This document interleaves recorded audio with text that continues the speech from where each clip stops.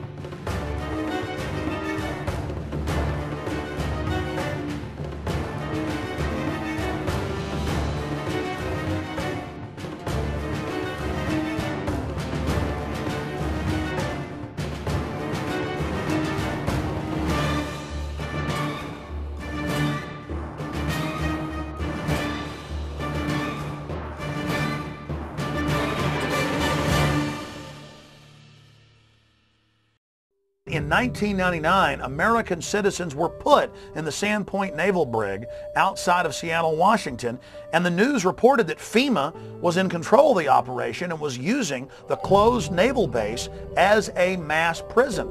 And the people were put in plastic handcuffs and taken indoors, inside warehouse areas that had barbed wire fences, porta potties, and cots. The same system we saw set up at Pier 57 a few years later in 2004 for the Republican National Convention in New York City.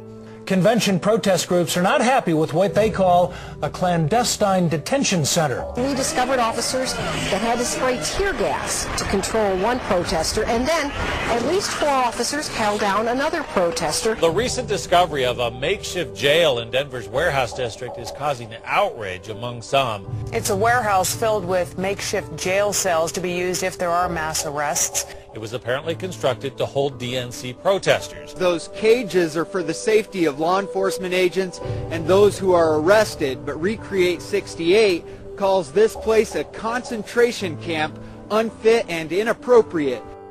We don't need another gulag or stalag or prison, whatever you want to call it, to house people who just want to express an opinion of a better world. That's why we have the protests. This lot sitting right next to where we're filming right now, it's fairly big, comprising several acres. That itself we readily turned into a holding area by virtue of some concertina wire, some observation guard post, and a security ring. Doesn't take much. It can be a sports arena. It could be abandoned airports. It could be abandoned military facilities. Any place that you could set up a security perimeter could be used as a temporary internment camp.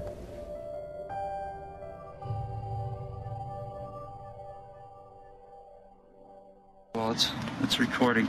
We got a FEMA RV thing right over here. I don't think that's a safety. I think it's a security guard.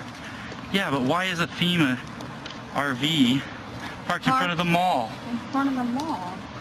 In front of the closed part of the mall. That's real weird. Dude, look, it says Department of Homeland It's Security. the Department of Homeland Security parked in front of the mall? In front of that closed part, though. Can you go? No, you can go in there. What kind of... Why do we need Homeland Security at the mall? No. Do we need Homeland Security right here? Look, it says it right there. That says U.S. Department of Homeland Security. And why are they parked in front of the mall? Oh, man, that's what I want to know. What are y'all doing here? We just thought. I just want to know. I want to know what y'all are doing here. Step outside, please. Will you tell me what's going on? I will be more than happy as soon as you step outside. Sure. Is there a reason you're doing that?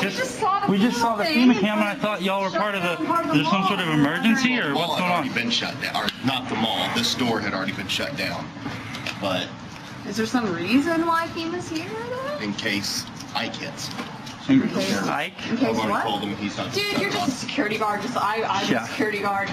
Don't tell me that. I'm sorry. We're part of an organization that is just making sure everybody understands what's going on these days. And I don't understand why y'all are here, though. Well and fine. You still didn't explain why y'all are here. I'm not going to. Okay, just don't step. So what kind of operations are going on inside? Have a good day. Just tell me what kind of operations are going on inside. They built the temporary detention center. It was about 780 beds that have really made a difference. We still have a long road ahead of us, but FEMA's going to stick with us, and I know we'll make it.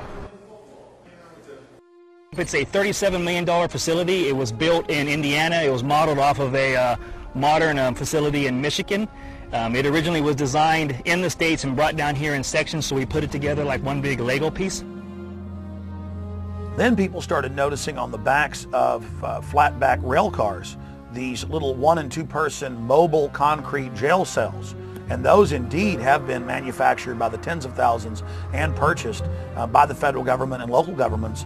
And they've been stockpiling on county, city, state, and federal land hundreds and hundreds and hundreds per site of these little mobile concrete jail cells.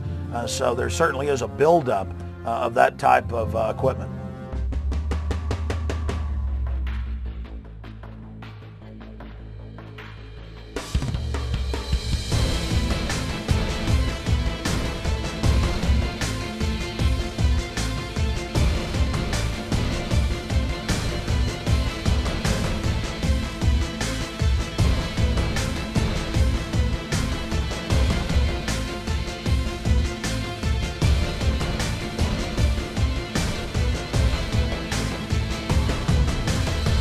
Several years ago, the military issued a challenge to create a faster and better razor tape. They wanted a barrier that would be at least 50 inches taller than the standard fence and one that could be deployed faster than 30 man-hours. Ulster County-based Cobra Systems is getting ready to ship the first batch of its express razor wire to the U.S. military. The system allows soldiers to lay hundreds of yards of wire from the back of a vehicle in just a few moments. This is more of an action of a country that has gone absolutely berserk, that they feel that they would have to jail their own citizens, that the government would fear its own people so much that they would be talking about detaining people or incarcerating them or vetting them or investigating them or whatever. This whole thing has been turned on its head. So anytime that you can demonstrate the power of government and you want to condition people into a way of thinking or to intimidate them or make them fearful, do actions that are going to put the fear of government and authority in people's hearts. Strike that chord and make them shut up. Just when people in this country should be doing exactly the opposite, because I don't even recognize this country anymore. Attention, attention, attention. American forces are here to help. Remain calm. We will not tolerate civil disobedience.